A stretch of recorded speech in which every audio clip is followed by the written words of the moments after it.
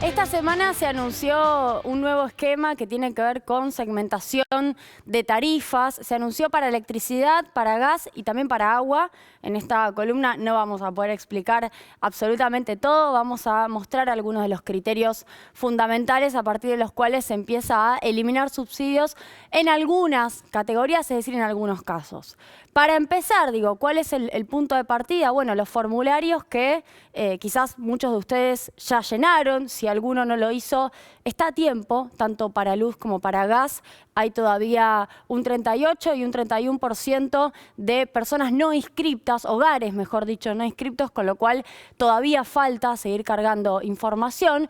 Pero lo que es importante finalmente es entender cómo son las categorías. La más elevada, más de 350.000 pesos de ingreso en el hogar, y propiedades como automotores y otro tipo de inmuebles que hacen en la definición, un poder adquisitivo más elevado que el promedio de la población. Luego, hasta 350.000 se define un sector vinculado a lo que se llamaría clase media, y hay un sector de ingresos bajos en donde directamente se mantienen los subsidios. Ese es el punto de partida para lo que voy a explicar ahora, que hace en primer lugar a la segmentación de la electricidad. Cada una que llenó el formulario va a tener una respuesta que le va a decir si está en el nivel 1, en el nivel 2 o en el nivel 3. Bien, si no lo hicieron, reitero, hay que hacerlo. En el nivel 1 de altos ingresos se estima que hay un 5% del total que entró ahí, es decir, estamos hablando de una porción minoritaria. Bueno, la quita de subsidios se va a hacer en 3 momentos, es decir, la suba finalmente de la tarifa, que no es una suba de el costo necesariamente, sino que se elimina el subsidio. No es que sube el costo de la energía porque hay una revalorización de lo que se le paga a las que producen energía, sino que el Estado elimina subsidios. El costo de la energía se discute en otra oportunidad, que es cuando se definen los cuadros tarifarios, por ejemplo, en febrero de este año, cuando fueron definidos. Y se hace una quita de subsidios en 3 tramos. El primer tramo es en noviembre de este año, donde se quita el 20%. Esto para quienes tienen más de 350.000 pesos declarados en el hogar y son solamente el 5% de los inscriptos en el caso de la luz. Luego hay un nivel 2, que son los hogares de bajos ingresos, en donde, atención, el 57% de los inscriptos entró ahí. No estamos hablando de una porción marginal o despreciable, estamos hablando de una cantidad relevante.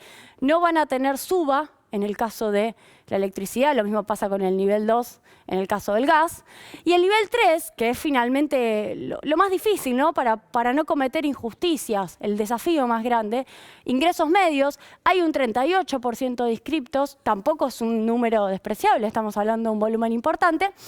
¿Qué es lo que se hace? Se subsidian los primeros 400 kilovatios. Ahora voy a explicar por qué se hace esta definición de referencia de 400.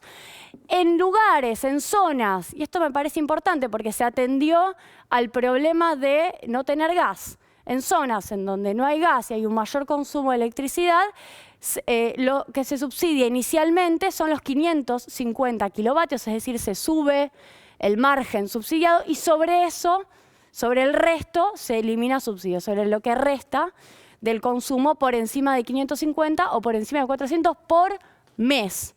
Atención, porque en varios lugares es bimestral la factura. Entonces uno tiene que mirar el consumo mensual, ¿no? Si es bimestral, en realidad es por 2. ¿Bien?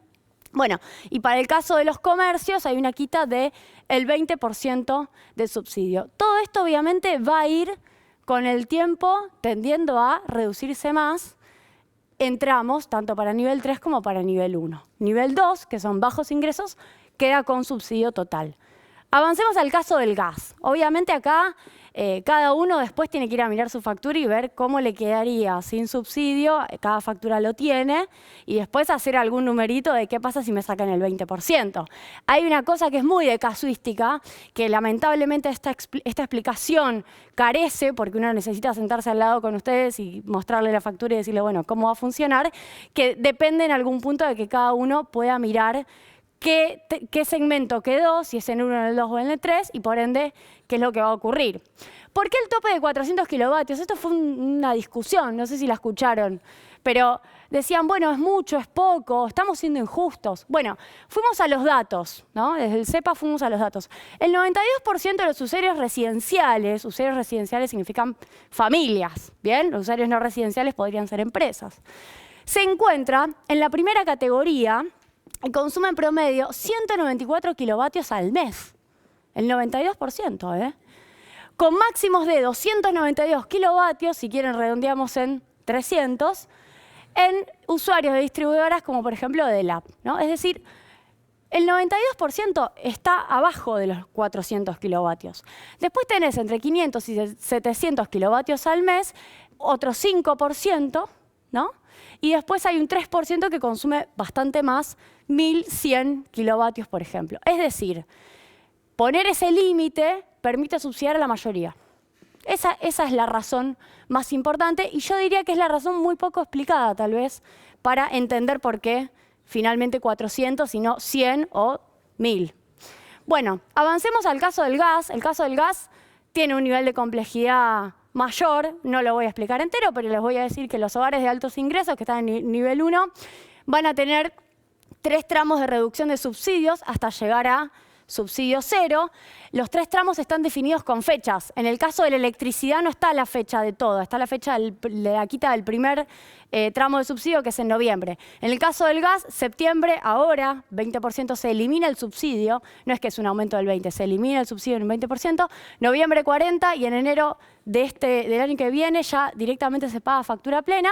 Bajos ingresos, que es la mitad de los inscriptos, atenti, estamos hablando también de una porción de la población muy importante, no tiene aumentos. Ingresos medios, de nuevo, que es el 45% de los inscriptos, también una porción muy importante, bueno, se van a subsidiar, y este es el chiste, para no cometer injusticias como ocurriría con la energía. Si uno define arbitrariamente tantos metros cúbicos de gas, porque la población argentina está repartida en lugares con distinto clima, lo que se definió es tomar cada categoría, son 8 categorías de usuario, y ver dónde está ubicado. Y en función de eso se definió un promedio de metros cúbicos que se le va a subsidiar. Es una definición que es arbitraria, que te toca, depende de dónde estás y qué categoría de consumo tenés. Yo no te la puedo decir desde acá, de un estudio de tele, porque tengo que saber cuál es tu nivel de consumo. Lo que sí se hace es que se subsidia el 70% de lo que se consume más o menos entre un mínimo y un máximo. O sea, el nivel de subsidio se va a mantener bastante elevado en el caso del gas para los ingresos medios. ¿Teníamos algo más? Sí, por último, cierro, porque tengo poco tiempo. ¿Se ahorra mucho o se ahorra poco? Y la verdad que no es tanto. Para 2022 se ahorran 47.000 millones de pesos, es el 0,1% del PBI. Difícil, lo digo, cumplir con el 2,5% de la meta con el Fondo Monetario Internacional solo con esta medida. Difícil. Para 2023 el ahorro es más interesante, 455.000 millones de pesos, el 0,6% del PBI. Es muy bueno este número, piensen que el aporte extraordinario de grandes fortunas fue medio punto del PBI, es bastante. Y bueno, para que tengan una idea, 970.000 millones de pesos fue, por ejemplo, los subsidios al primer semestre de este año. 970 y el ahorro va a ser de 47. Es decir, es una medida con mucha justicia, a mi criterio, porque reparte mejor, pero que por el momento la cuestión fiscal no la resuelve en su totalidad.